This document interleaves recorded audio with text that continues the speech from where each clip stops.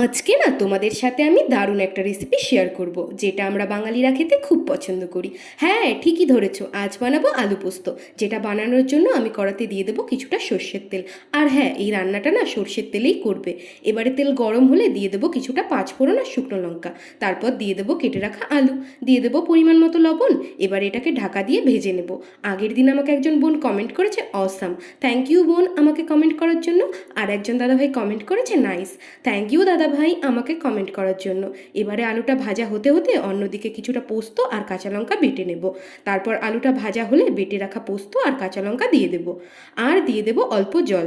এবারে আলুটা সিদ্ধ হয়ে গেলে দুটো কাঁচা লঙ্কা দিয়ে দেব।